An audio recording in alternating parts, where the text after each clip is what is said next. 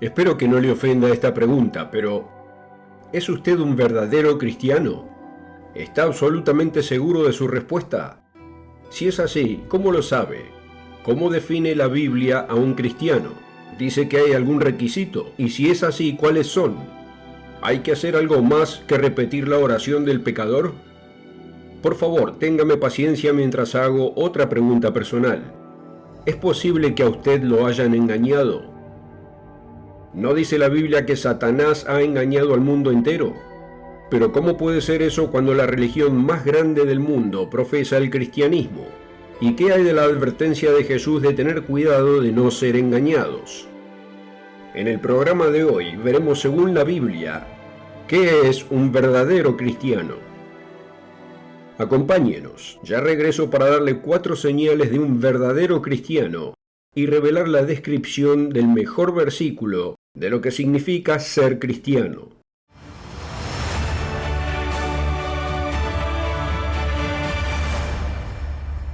Una cálida bienvenida de parte de todos aquí en el Mundo de Mañana, donde la Biblia responde a las preguntas más importantes de la vida.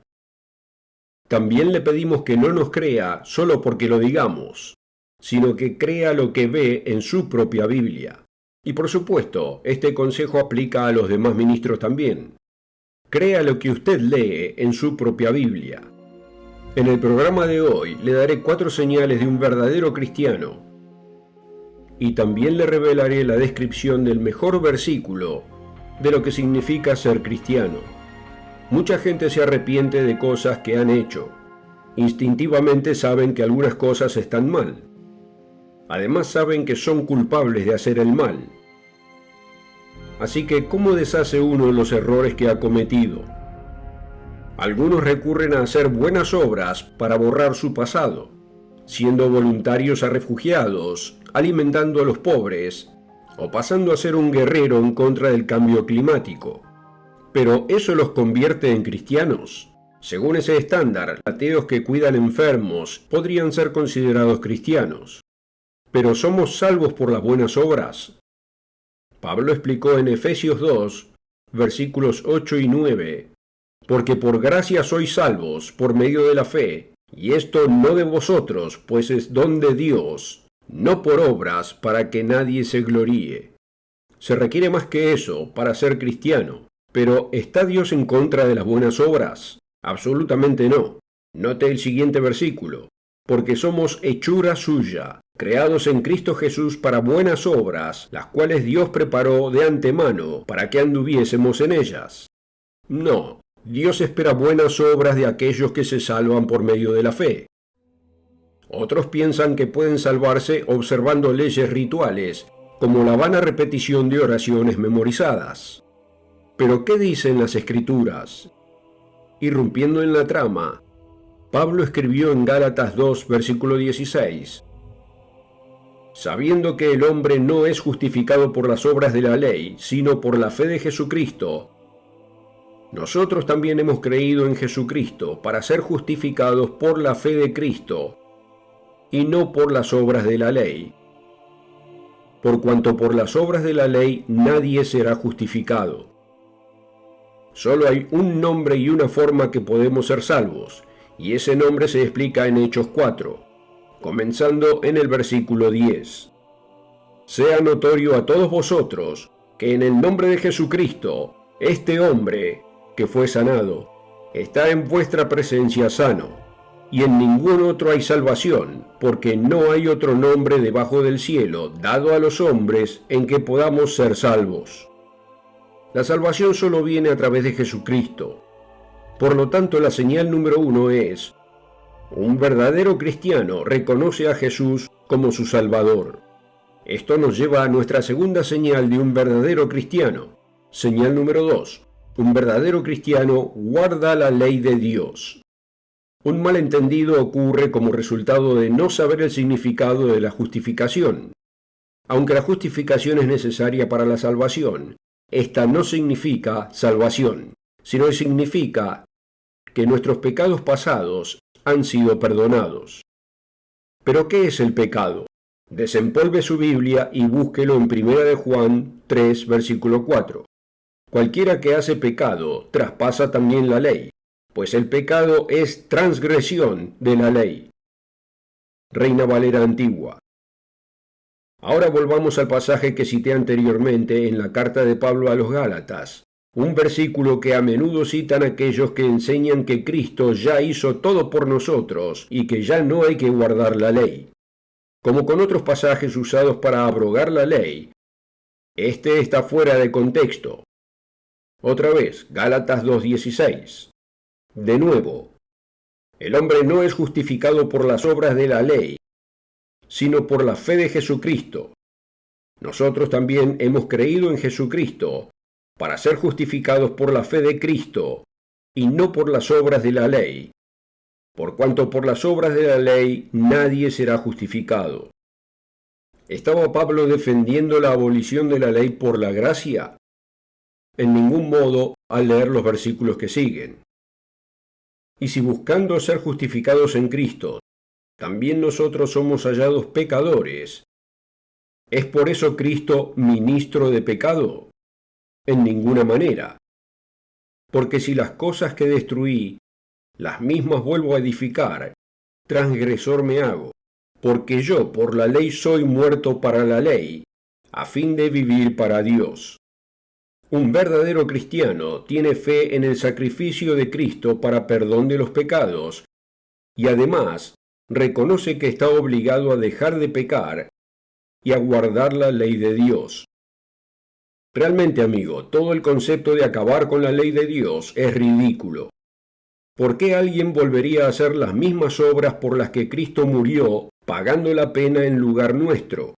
Cualquier ser racional entiende que un cristiano no debe asesinar, cometer adulterio, robar, adorar ídolos, etc.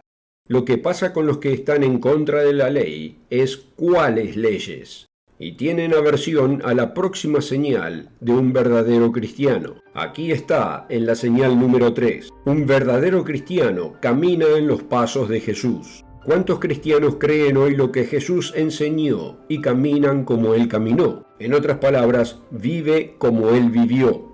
¿Se da cuenta de que creer en Cristo y obedecerle son dos asuntos distintos? Muchos descartan la obediencia. Sin embargo, ¿cuánto tiempo mantendrá alguien su trabajo si no hace lo que le dice el jefe? Amigo, considere este enunciado en Lucas 6, versículo 46. ¿Por qué me llamáis Señor, Señor, y no hacéis lo que yo digo? Señor significa jefe o amo.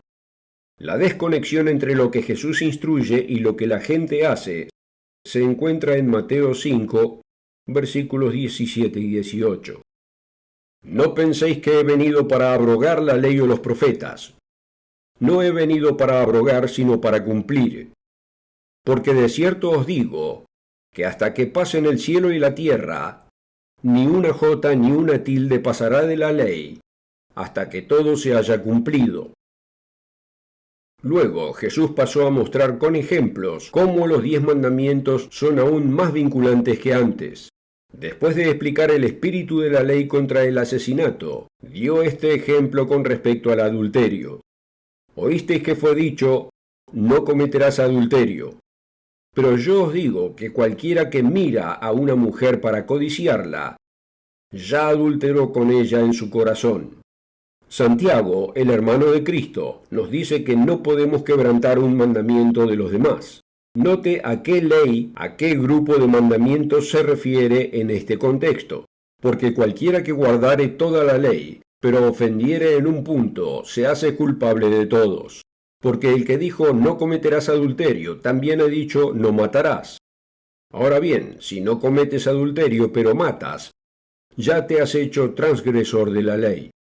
Obvio, Santiago se refiere a los 10 mandamientos como un todo. No se puede quebrantar uno sin ser culpable de quebrantar todos. Y uno de esos mandamientos es recordar el sábado para santificarlo. Y eso nos lleva al ejemplo de Cristo. Y si es que vamos a seguirlo o no. ¿Vamos a seguir los pasos de Jesús o los pasos del cristianismo apóstata y del emperador romano Constantino, que era un adorador del sol? El registro del Nuevo Testamento nos muestra que Jesús guardó el séptimo día sábado. Es cierto que violó algunas de las restricciones ideadas por humanos que los judíos pusieron en ese día, pero sin embargo guardó el sábado como se muestra en muchas escrituras. Y 3 veces dice que es Señor del sábado. Ni una sola vez se llama a sí mismo Señor del domingo o Señor del primer día de la semana. Además vemos que él observó los días santos bíblicos y las fiestas de Pascua, panes sin levadura, fiesta de los tabernáculos y último gran día. A menudo se nos dice que el día de reposo se cambió al domingo y que estos sábados anuales se eliminaron con la muerte de Cristo. Hay justificaciones ingeniosas, razonamientos humanos, escrituras torcidas y escrituras sacadas de contexto, pero ¿cuál es el ejemplo de los seguidores de Jesús después de su muerte y resurrección? Pablo guardó el día sábado con los gentiles, en Hechos 13, versículos 42 al 44. Pablo también enseñó a los gentiles de Corinto a celebrar la Pascua y los panes sin levadura, en 1 Corintios 5, del 7 al 8. Los seguidores de Jesús guardaron Pentecostés, en Hechos 2, versículo 1. El día de expiación fue un marcador de tiempo para Lucas, quien escribió el libro de los Hechos, Hechos 27, 9. Estos son solo ejemplos, y hay muchas escrituras más que respaldan esto. El punto es que los seguidores de Jesús siguieron sus pasos. Ellos guardaron las mismas leyes que Jesús guardó. Por eso Juan el apóstol, amado de Jesús, nos dice en el capítulo 2, versículo 6 de su primera carta: el que dice que permanece en él, debe andar como él anduvo. Vemos en Apocalipsis 12:9 que Satanás ha engañado a todo el mundo, y eso incluye a la mayoría de lo que se considera cristianismo. Y no debería sorprender a los estudiantes bíblicos, ya que esa advertencia viene del propio Cristo, así como de Pablo, Pedro, Juan y Judas. Como hemos visto, señal número 1, un verdadero cristiano reconoce a Jesús como su Salvador. Señal número 2, un verdadero cristiano guarda la ley de Dios. Y señal número 3, un verdadero cristiano camina en los pasos de Jesús. Ya estamos listos para buscar otra señal importante en el genuino cristianismo. Esta señal es similar a las dos anteriores, pero debe enfatizarse ya que determina la vida eterna o la muerte eterna. Como ya vimos, el pecado es la transgresión de la ley. Esa es la definición bíblica de pecado, según 1 de Juan 3, versículo 4. Claro que el término pecado se origina en la Biblia. La segunda señal de un verdadero cristiano es que guarda la ley de Dios, pero llevémoslo un paso más lejos. Sabemos que hubo un solo ser humano que vivió perfectamente, y él dio su vida para pagar la pena por nuestros pecados. A través de la fe en la sangre derramada de Cristo, sí tenemos ese perdón. Pero ¿significa eso que ya lo logramos? ¿Que realmente no tenemos que vencer los impulsos de nuestra naturaleza humana? Señal número 4. Un verdadero cristiano debe vencer al pecado. Cuando un joven se acercó a Jesús preguntando qué podía hacer para obtener la vida eterna, ¿cuál fue la respuesta de Jesús? Léalo en Mateo 19, versículo 17. Mas si quieres entrar en la vida, guarda los mandamientos. Note que él no le dijo que reconociera los mandamientos, sino que los guardara. ¿Por qué entonces algunos creen con acciones y otros con palabras que vencer los impulsos de nuestra carne y de la mente no son necesarios para la salvación? Olvídese de las justificaciones ingeniosas. ¿Qué nos dice la Biblia? Note esta severa advertencia del apóstol Pablo a la iglesia de Dios en Corinto. ¿No sabéis que los injustos no heredarán el reino de Dios? No erréis, ni los fornicarios, ni los idólatras, ni los adúlteros, ni los afeminados, ni los que se echan con varones, ni los ladrones, ni los avaros, ni los borrachos, ni los maldicientes, ni los estafadores heredarán el reino de Dios.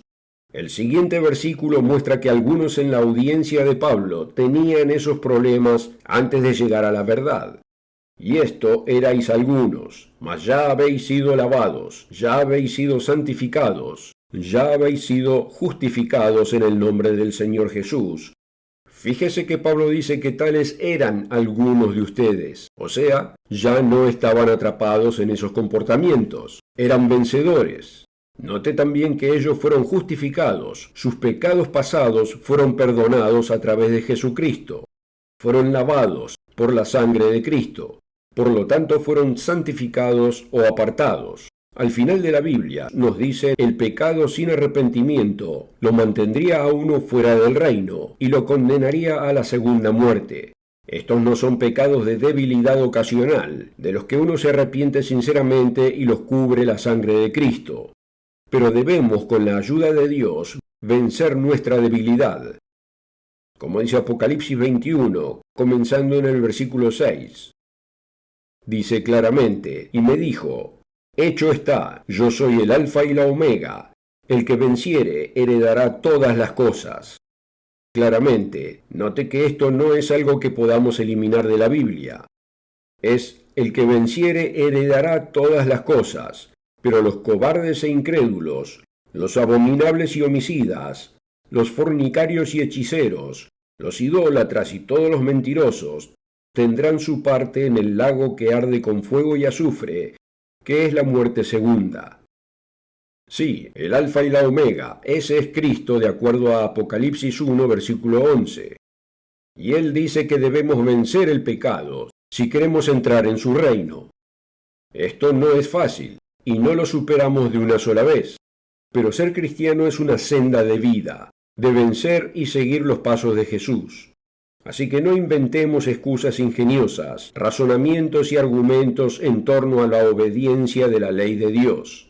En cambio, por ejemplo, alguien adicto a la pornografía debe dejar de ser adicto, debe vencerlo. Esta admonición de vencer se encuentra en las cartas a las 7 iglesias mencionadas en Apocalipsis 2 y 3. Notemos solo una de ellas. Los de la Odisea son mencionados en el capítulo 3, versículo 21.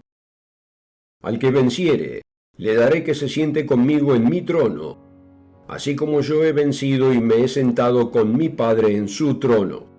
Antes de concluir, quisiera revelar lo que mi ex profesor universitario y mi predecesor en esta obra consideraron la mejor descripción de un verdadero cristiano en un versículo bíblico. Pero primero quiero leer una escritura que estructura el escenario. Pablo explica el bautismo en Romanos capítulo 6 versículos 3 y 4. ¿O no sabéis que todos los que hemos sido bautizados en Cristo Jesús, hemos sido bautizados en su muerte? Porque somos sepultados juntamente con Él para muerte por el bautismo, a fin de que, como Cristo resucitó de los muertos por la gloria del Padre, así también nosotros andemos en vida nueva.